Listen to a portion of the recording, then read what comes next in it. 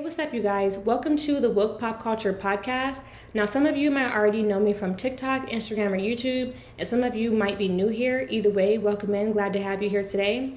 I've decided to switch gears and focus more on building up this podcast and my website, popcultureconspiracy.com, due to struggling with social media platforms as it pertains to monetization, shadow banning and algorithm, and of course, censorship. In order to give you the best show possible, I want to be able to speak to you freely and authentically without having to use code words and leave what I'm telling you up to interpretation. So with that being said, let's have a great show. Check out the links in the description for a link to my website, my Discord, and again, to find me on various platforms across social media.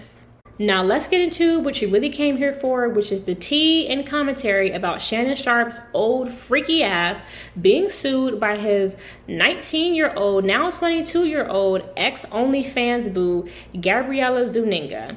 I have a lot to say about this. Hold on tight. We're going down several rabbit holes. Now, in Gabriella's suit, she claims that Shannon raped her. She says that, he strangled her. He had raw anal sex with her. She talks about feeling coerced and manipulated and I guess being forced to give blowjobs too, from what I'm to understand. Yikes. The lawyer that's representing her is Tony Busby. Some of you might recall that he went against Jay-Z not too long ago, and he's gone up against a lot of other famous, wealthy black men in Hollywood. Now, I'm gonna just go ahead and start this thing off right and say that I believe Tony Busby is an Illuminati lawyer. I keep trying to tell you guys that Hollywood is a system, and we're going to get into all of the humiliation ritual stuff soon enough, but again, just rock with me right now. Sometimes when particular lawyers and doctors or just anybody of a certain profession, when they're really involved in like celebrities and Hollywood cases, that lets me know that they're a part of that system. This is why sometimes justice doesn't get served or things don't get handled like you would think that they would. And it's because, again, the justice system is rigged in favor of the industry. I think a good example of this is what's going on with Britney Spears, how, the conservatorship all went down and the way that she's been taken advantage of by really every single person around her. And it's because every person around her is involved with the system. And I made a video not too long ago talking about how that same thing is happening with Justin Bieber, where again it's his lawyers and it's his family and it's the trainers and it's the doctors, it's the chefs, it's the dentists. You might have heard about Kanye's dentist giving him drugs. It's everyone around them. And a good way to really get an understanding of this is to watch the movie Rosemary's Baby, where you can see how Rosemary was trapped because every single person around her was a witch. That's why the one person who did try to help her, who the witches eventually killed, gave her a book that had a message in it with the phrase, "all of them witches." And so I really want to get that out the way so you can understand that what's going on here is not just your typical sexual assault case. This is Illuminati rituals through and through. Even with the OnlyFans model, I've discovered because, Kat Stacks talked about this. If you remember her, she was, a old school industry, groupie industry jump off. Kat Stacks was exposing a lot of, what goes on behind the scenes in Hollywood as well. And even a lot of these, sex workers in Hollywood are still a part of the system. There is such a thing called honey traps, where a person, again, who's on the inside is setting somebody up to try to get information out of them or to try to control them, or, you know what I mean? Again, they're there with the motive. They're not really there because they genuinely are interested romantically in this person. They're, again, trying to blackmail them, coerce them themselves, get power, get information out of them themselves, and trap them themselves. And so that's called a honey trap. And I believe that that's what was really going on with, Amber Rose and Kanye. And it's a lot of these sex workers. I mean, even with Brittany Renner, I look at her kind of funny. What's the other one's name? Ruby Rose. I mean, a lot of these sex workers, again, the whole Kardashian family, really, you think that they're just hoes. You think that they're just again, industry thoughts. But it's like, why do these particular guys, why do these industry men keep messing with the same old industry hoes? Because y'all keep saying that. Y'all like, why do they all date the same people? And it's because those women aren't just your average woman. They are industry witches. And those men are laying down with them for either, sex magic powers, or those women are planted in their life to entrap them and pull them further down that Hollywood rabbit hole. So I want to really establish that. So yes, I do believe that this case is an Illuminati humiliation ritual for Shannon Sharpe, and that even Miss Gabriella Zuniga is probably working for a higher up. She probably has a boss that she's answering to. Meaning, I don't believe the story that she met Shannon at the gym. I think that that's what they want to tell the public. Them two probably met at an industry party, or just met in another kind of way that somehow, if the public knew the truth, would expose that this is all, Hermetic theater, Illuminati, court jester bullshit. Now, with the claims, because some people really believe this because he tried to give her $10 million a couple months back. This case has been going on for a little while, and now there are other victims that are popping out the woodwork to, either sue Shannon or speak out about how he has abused them, mentally, physically, sexually, all these things. I find the timing interesting. You guys have to understand, like a lot of people are picking up on, he's supposed to be signing $100 million, deal, I guess, for whatever he's got going on in the media world, journalism world. And again, I think his show, Club Shay Shay, is all right. I don't watch it regularly, but I definitely think Shannon is a decent journalist. I mean, he didn't get this far by being trash. Let me know, do y'all think he's good at what he does? Do y'all watch him? Are y'all fans? I can't say I'm a fan, but I do think that he's not half bad. I don't really watch sports like that, but I like Stephen A. Smith better because I just feel like Shannon is a tap dancing coon. I mean, he's revealed himself as such, but again, he's still not bad at what he does. So with this huge, deal on the line, don't you find it suspicious how, all of a sudden, here comes all of these thoughts like popping up and like, oh, he did this to me and this happened to me. You guys, the timing is just too on code. The timing is just aligned a little bit too much. And I definitely believe that this is humiliation. I don't know if he will beat this case. Nothing would surprise me. I mean, he's out here welcoming people to leak his sex tape. That's some wild shit. But Shannon been wild. I mean, let's talk about the situation with him and Michelle allegedly on Instagram Live.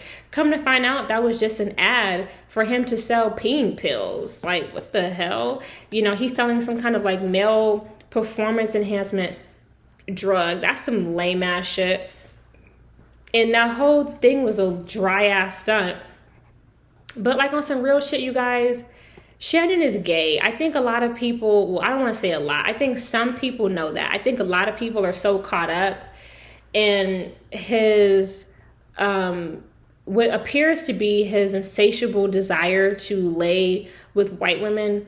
And so they're losing the plot that this is somebody who is gay. I really want to dive into that. Shannon does not have me fooled.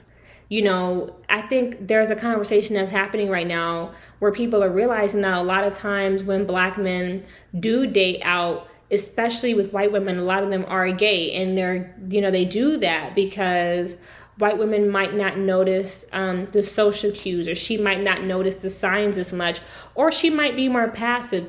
White women are perceived, whites and Asian women are perceived as more passive. And that's, of course, not always the case. I mean, nobody will call the police on your ass or, argue with your ass faster than a white woman. And Asian women are not, necessarily docile and demure all the way neither. I've had several Asian female friends growing up, so I know the tea. It's Black men who have an issue with self-hate. And really, the self-hate isn't really all the way racial. It's just the self-hate that they're really gay, and they're struggling with their identity. They're struggling with accepting who they are, or their family or the world accepting who they are. I think Black people sometimes we look through, but we have this habit of looking through everything through a racial lens, and not everything is racial. Like, they got a lot of men on the DL from several different racial backgrounds who take out their frustrations with their desires and their identities out on their female partners because they can't be who they want to be. They're not bold and brave enough to step into them true selves. So yeah, I think Shannon is, on that gay shit. Now, back to this lawsuit. I always find it suspicious when these women sue these men civilly, but not criminally. That lets me know that, yes, in fact, it is a shakedown, whether he really raped you or not. If you don't feel like you want to press criminal charges, if you let this man rape you, allegedly, that's what she's saying. Oh, he raped me. Okay, so he raped you. According to what you're stating in the lawsuit, Miss Gabriella Zuniga, just like Cassie, I might get on that in this episode, but she's claiming rape. If somebody truly raped you, why didn't you go get a rape kit done? Why didn't you immediately go, seek help from law enforcement? You wait and continue to let him hit it a couple more times, and now you want to file a lawsuit. And again, not criminally, but civilly. And that lets me know, yeah, you are on that shakedown bullshit. There's no doubt about it. And again, it doesn't make Shannon backdooring her with no condom right. It just means that two wrongs don't make a right. She was charging and he was paying, and it just is what it is. But the way that she's going about this is letting me know that, she on that whole shit too. And that's what I'm saying. I don't think Gabriella is necessarily, again, just your average everyday OnlyFans model. Like, the industry is, and let's talk about OnlyFans. Why do you think you've seen so many people from Hollywood get on OnlyFans, join OnlyFans? Why?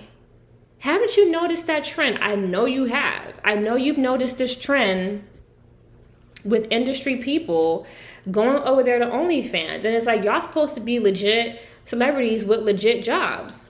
So why are you on OnlyFans popping bus and popping dry ass cooch? And it's like, why? Because OnlyFans, from what I can tell, looks like one of the many ways that people, besides sell ass, maybe traffic other people, or just get involved in a lot of dirty, underground black market activity.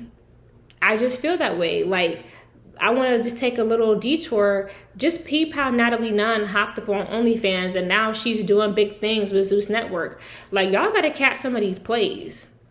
Some of this shit just not adding up. I'm just telling you, and it is adding up. But the numbers are really sketchy. So I just want to mention that. Again, I don't think Gabriella is just no average hoe. Like, this woman is probably very affiliated with the industry. And again, I definitely don't believe that they met at no bitch ass gym. Now, when it comes to the text messages, that shit was wild, but that shit was accurate.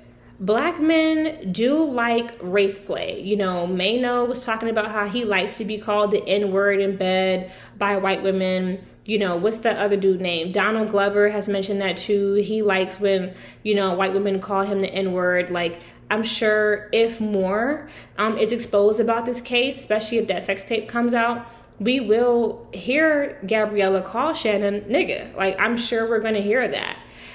Because it's very obvious that that's what he likes. I mean, she had me gagged at the big black baby. That shit had me gagged. I was like, what the absolute fuck? And a lot of black people, have been online just very rubbed the wrong way. But a lot of black men find that to be, sexy. Like, they have like a kink for slave play, race play, stuff in bed. Like, that's a fetish for them. That's just the truth. It's gross and it's the truth.